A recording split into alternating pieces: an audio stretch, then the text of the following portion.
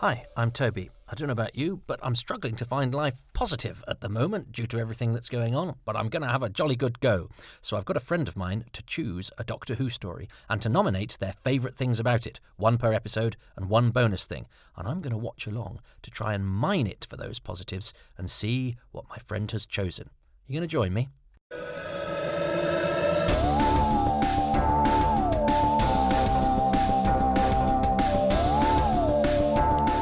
Welcome to Happy Times and Places, a Doctor Who episode commentary podcast with me, Toby Hadoke.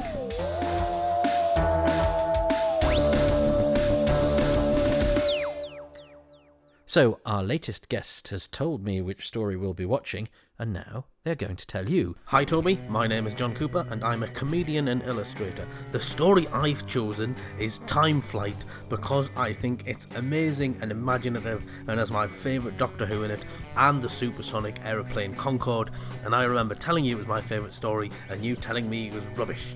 So it's not, it's amazing. Time Flight is available from the BBC either as a single DVD or as part of the Season 19 Blu-ray box set. So I hope you've popped it into your player and are ready for this viewing. Well, tonight's going swimmingly so far. I'll tell you all about that and this in a moment. But if you've managed to get your hands on your remote control, or whatever it is you use, please press play now. Oh, it's been quite an evening. I was intending to polish this off fairly quickly, and it's taken me about an hour and 3/4 to find the remote control. There's nothing temporary about this limiter. I'm probably going to be mean about some of the technology in Time Flight, but you know what? People will look back on us in the future and go, why did they have a thing that you couldn't use? It hasn't got any buttons on it, the Blu-ray player, that you couldn't use unless you could find a piece of equipment approximately the size of a microbe. Anyway, it's Time Flight, which I thought was going to be the most of my problems this evening. But we will address that because this is a positive podcast / videocast. And one of the reasons for doing this, John Flint, who's in The Crusade as Sir William de Preo. I know a rather sad story about him, but this is early days for this, and I'm not sure if this is the right medium to unveil a tragedy. I might take advisement on that and talk in more detail when I get to do The Crusade, where he has rather more to do. He has some lovely scenes with Jacqueline Hill as Barbara, and I was rather disappointed. I was rather disappointed when I watched this many years later to realise how little he does, because he was an actor from the Hartnell era, illustrious. Be quiet, Alexa, don't you ruin my life as well. Technology is besetting me this evening. We should be doing the Seeds of Death, so I could talk about putting all your eggs in one basket. But this podcast was designed to be positive, and there's nothing worse than actually looking around for somebody to talk about or write about something that you love or that you like, only to find them be mean about it. And we're currently in the midst of coronavirus and various schisms between people, politically, ideologically, and even in the world of Doctor Who. And so actually it's quite timely that John Cooper, my good friend, fine comic, chose Time Flight, and in his introduction that you'll have just heard, sort of said when he told me it was his favourite story, I said it was rubbish. I hate me for doing that. When somebody enthusiastically says to you, I like this thing, they go, oh, God. So in a way, I've been, I've had a shot across my own bows early on in this to sort of point out, that I'm as guilty of the things that I'm reacting against in this podcast. And here we have the season story arc, the death of Adric, being addressed. Now, I think I'd missed the beginning of episode 1. I might talk about that later as well. when this was on, so I don't think I'd seen them sort of address the death of Adric. Adric has died in tragic circumstances, one of the most memorable parts of my childhood. And of course, they addressed that at the beginning of this story. And Peter Davison sells it very, very well. He's such a good actor. And essentially they go, Adric is dead. It's not that kind of show. Let's just get on with it. And in fact, that was sort of telly of the time. There weren't, things like Juliet Bravo and all the sort of episodic telly that you watched, Bergerac, things like that. There was nothing that sort of hung around to distract from what was going on this week. A different way of doing things. And I have to say, I love the new series. But when at the end of The Runaway Bride, the doctor said, her name was Rose, I was like, no, she's got, we're not gonna be banging on about her. And I love Rose, and I was really sad that she went, but she's gone. Have an adventure on a planet I've never been to before. I don't want you crying. Although, of course, all of that stuff is so well done. But, this is really... He's basically said, we've drawn a line under Adric. In fact, we're going to have, as soon as we hit Heathrow Airport, we're in caper mode. But as a youngster, and as part of the appeal with Doctor Who, I think is always, where are they taking us this week? Or, the start of a new adventure is always what are you unleashing that's fresh and new? Because that was the thing about Doctor Who, is that it does. I always say he doesn't necessarily travel in time and space as much as he travels in genre. You can have, look at this season, Kinder, Black Orchid, Earthshock are almost entirely different television programs. And that's what I love about Doctor Who, is that the TARDIS can land on a freeze frame of Heathrow Airport. And my main... As I say, I'm watching the Blu-ray, by the way, for the first time. I've seen the special features, but I've not watched the adventure. So it's sort of freshly minted, because I thought I don't think I watched any of the stories on this set, and certainly not. Time Flight would not have been top of my list, which is why I'm sort of quite excited. I do remember Airport Control being in a cupboard with files on the back of the wall. But Heathrow itself, this is... credit to John Nathan Turner, actually. And I seem to recall when he submitted the script, because you had to submit the scripts upstairs, didn't you? When he submitted the scripts to his boss went... yeah, that's fine, but you'll never get permission to film at Heathrow Airport. And he sort of went, actually, I've already got filming dates scheduled for here, here, and here. And you sort of go, yeah, because you can imagine what sort of person the boss would have been. Yeah, you'll never do that. You get quite a lot of dismissive people in high-up positions just going, you'll never do that. Whereas they should be going, that's a brilliant idea. Let us know how we can help you. And Nathan Turner, for all of his controversial takes on the show, knew how to grab a headline and filming at Heathrow. And of course, with Tegan's story, Tegan has been trying to get to Heathrow all season. So that's the other story arc. The big bad is the geographical location of Heathrow Airport. And now this is Peter Sellier as Andrews, the security officer. Peter Sellier is a fine actor, and I was too young to know who he was when I first watched this, and when I got the sort of Doctor Who magazine with the episode guide, and I was Peter Sellier, because he was around. He was in all sorts of sitcoms. He's in Keeping Up Appearances,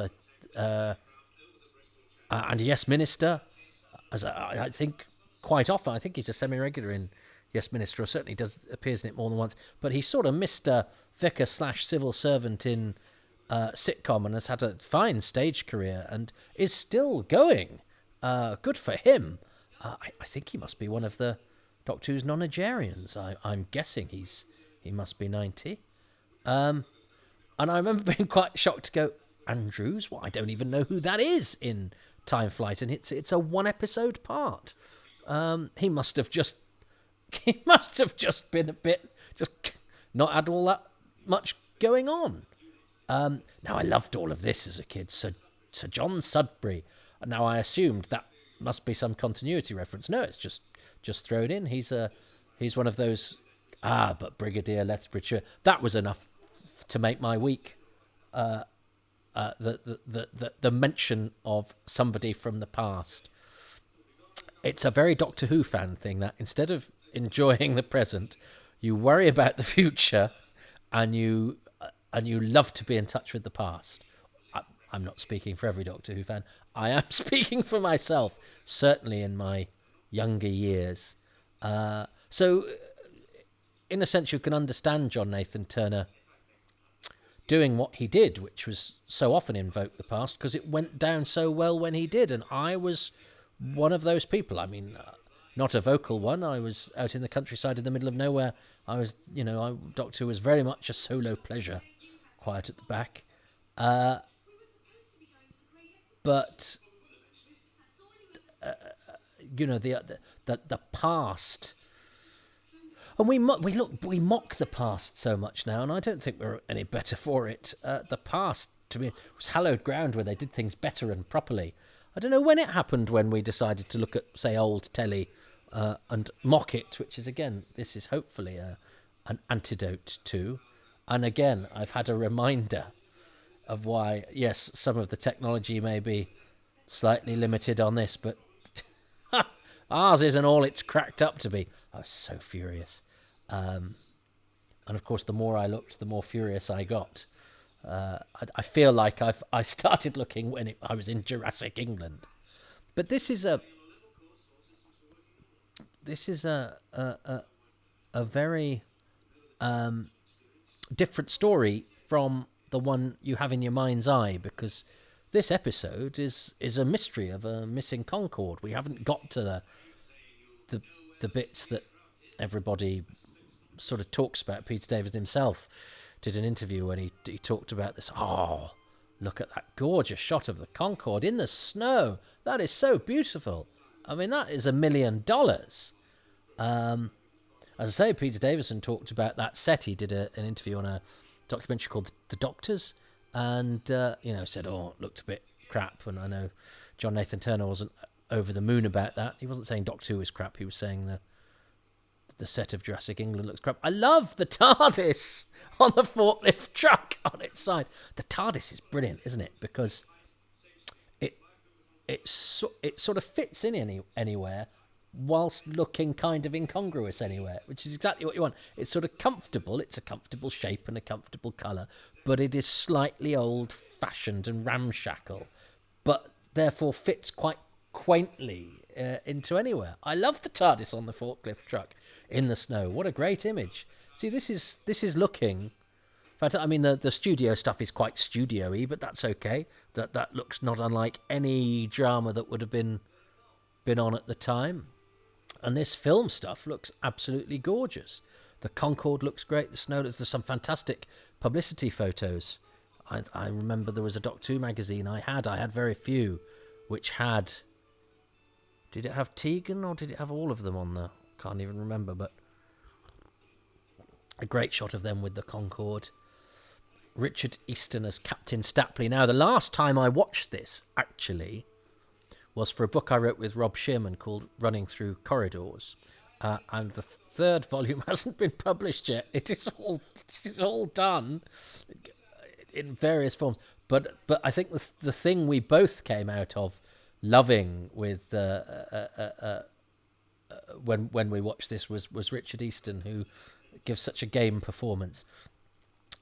I always feel sorry for the two men in the cupboard, who I will talk about when they come back.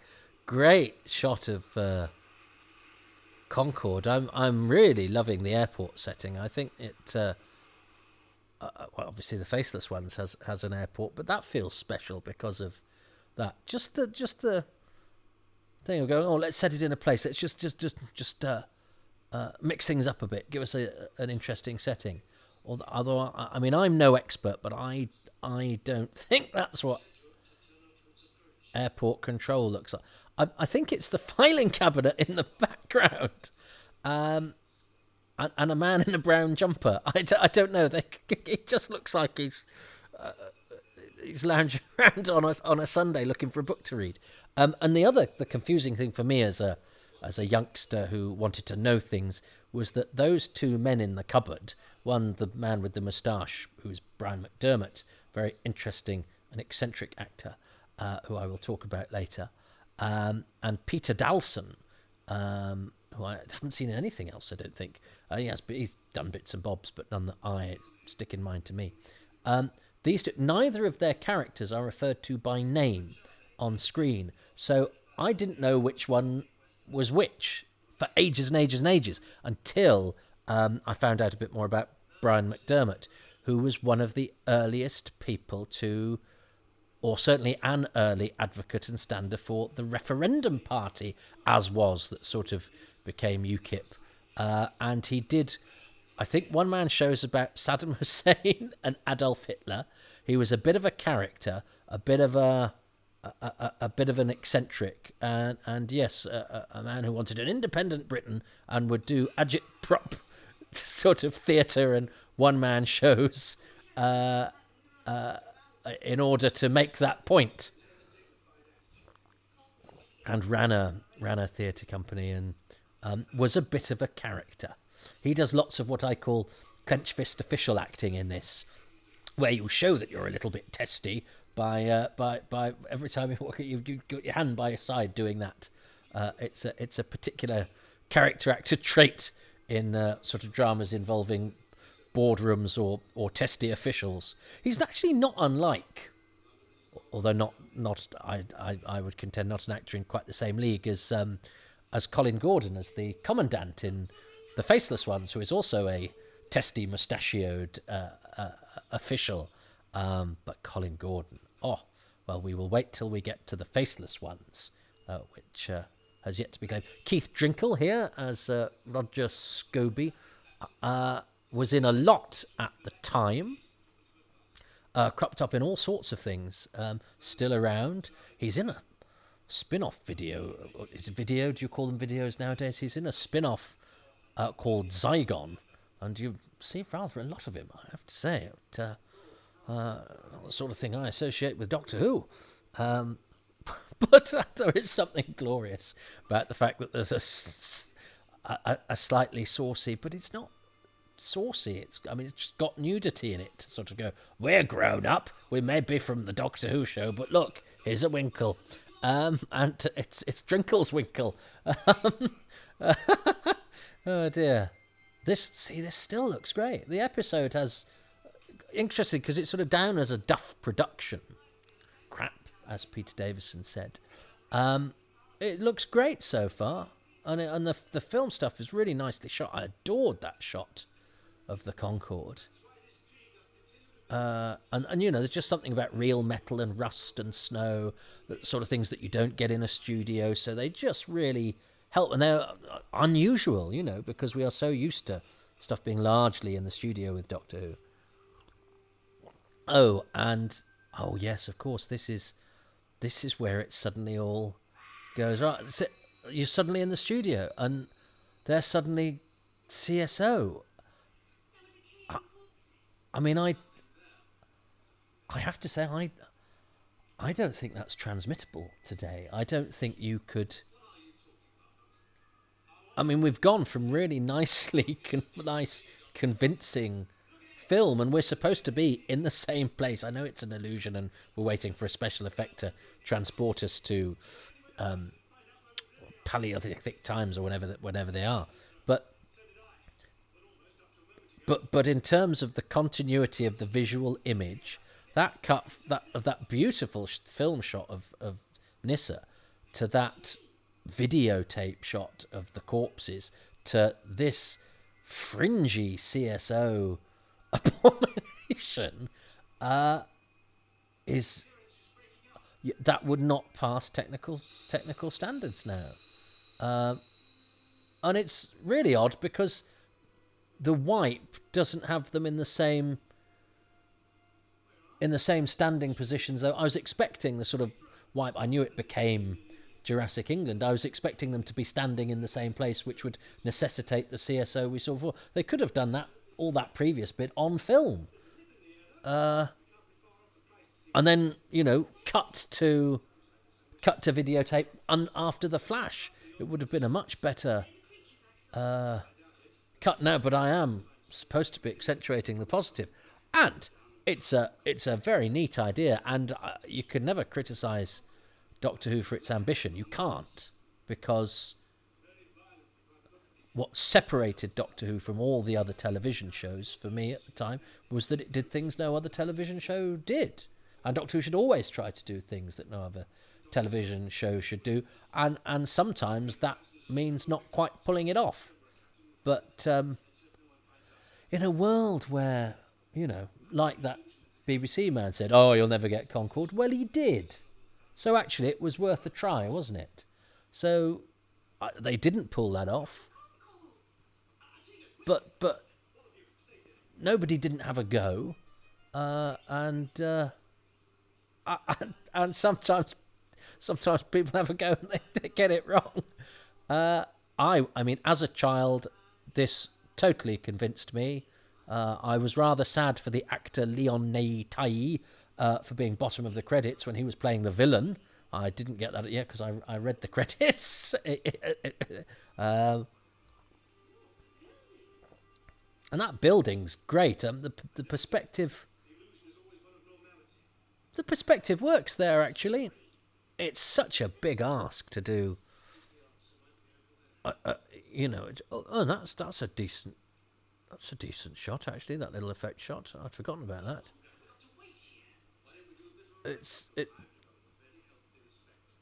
It's a big ask to do this set in a studio. Actually, those rocks are fine. And I do like the 3 pilots. And I believe that Ron Jones didn't realise that Anthony Ainley would be playing Khalid, which might have, because it's interesting though, because I've never seen this being described as problematic in a way that John Bennett in The Talons of Weng Chiang is, but it's the same thing, I suppose, because it is the master in disguise. I suppose it is justified in those terms, but it is. But that's a nice shot of the Doctor and Tegan through the wreckage. That was rendered in a nice point of view shot as well.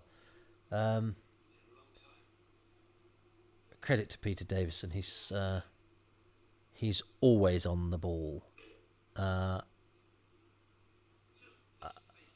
Always seeking to make it work and seeking to make it interesting. They're very old-fashioned, aren't they? These pilots. I don't know any pilots, so I don't know if they're. Oh, actually, my friend Mark was a military pilot. But now watching this Blu-ray, it's been cleaned up. The backdrop is Indian Juju Man. I think that's quite problematic as well. Dave Culshaw and Angela Clifford. Now, Dave Culshaw is Barney Lawrence, who had been a Marshman, but had also been one of the androids in Earthshock. So it's quite nice for us to see his face finally. I didn't know you had a New York stopover. Is that Angela Clifford's line? Poor old Angela Clifford. Now that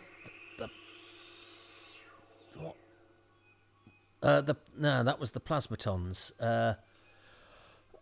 which is again another sort of brave stab, isn't it? I think if they didn't have legs, and it's a bit like the Slitheen, isn't it? Is that they're rendered with the visual effect, a bit of bubble bath later on, and the men with legs, like the Slitheen when they were CGI and they were suited. It's difficult to marry them all together. Although the addition of the bubble bath actually helps to meld them there, so that's okay. Yeah, some tricky visuals, I have to say, in the last few minutes. But up to that, it's an intriguing adventure with a testy commandant, Horton or Sheard.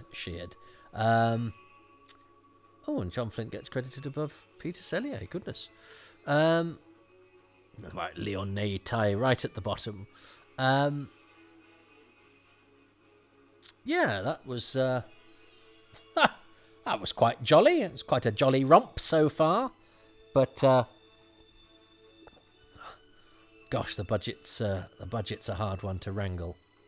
But I'm not arguing with the ambition, and sometimes good solid ambition is worth a cartload of cash, or some such.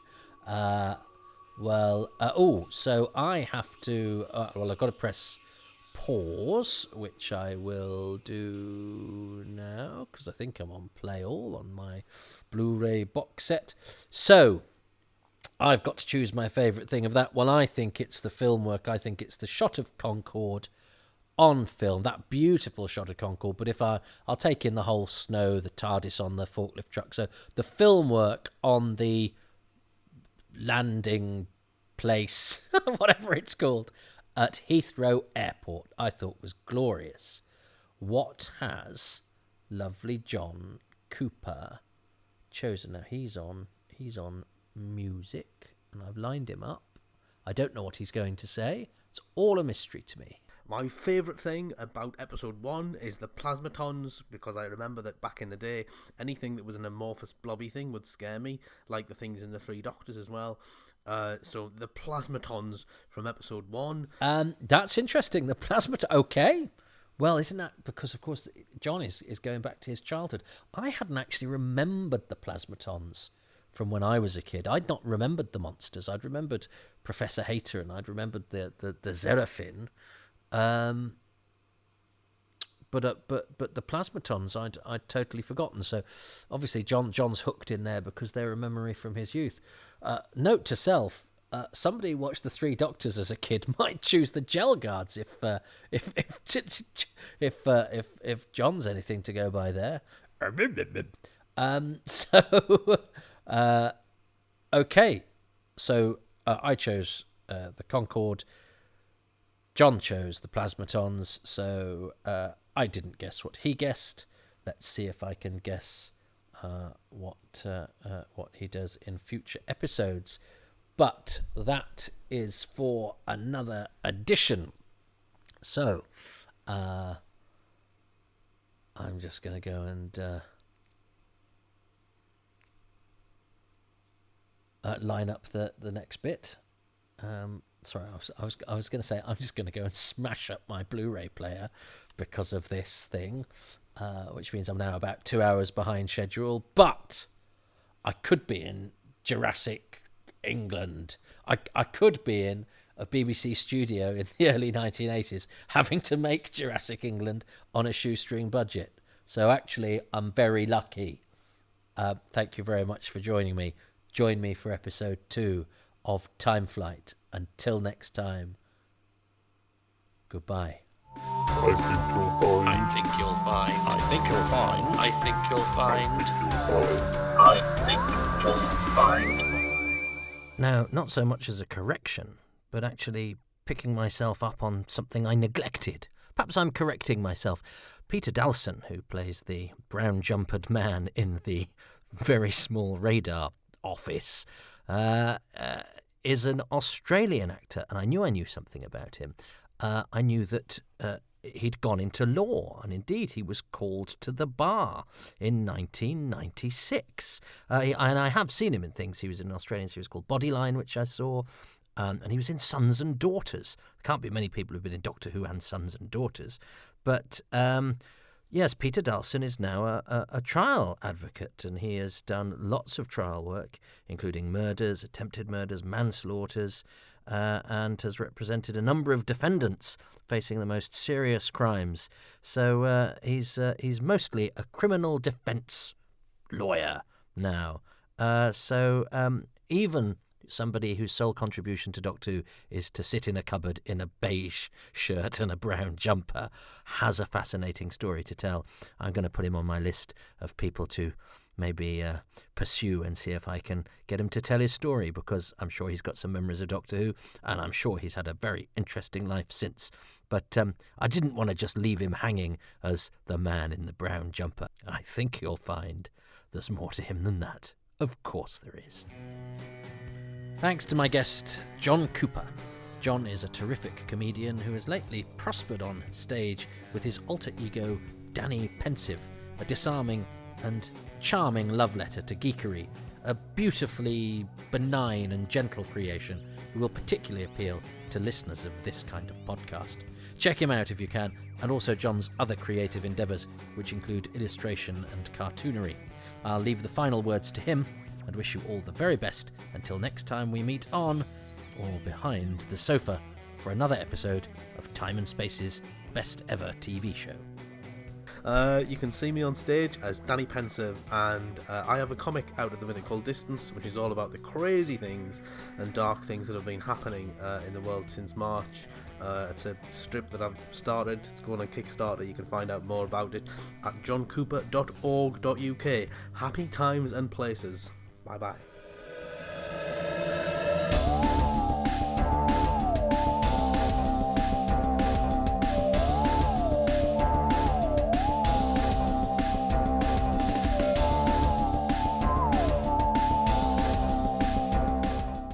Thank you for listening to my supersonic podcast, Happy Times and Places, which was presented by me, Toby Hadoke. My special guest was the comedian and illustrator John Cooper. The music for this podcast was specially composed by Dave Gates. My thanks to this episode's featured patrons: John Deere, Ian Key, Jenny at Blue Box 99, Richard Byatt, Paul Carrington, James Gould, Joe Llewellyn, Nathan Moore, Nick Temple, and Apollo C. Vermouth.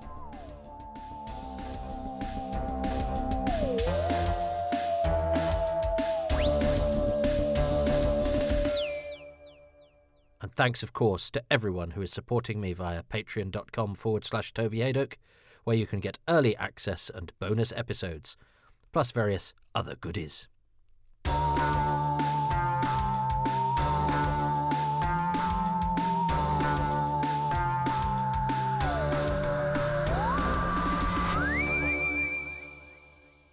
Don't forget to subscribe to the official Toby Hadoke YouTube channel.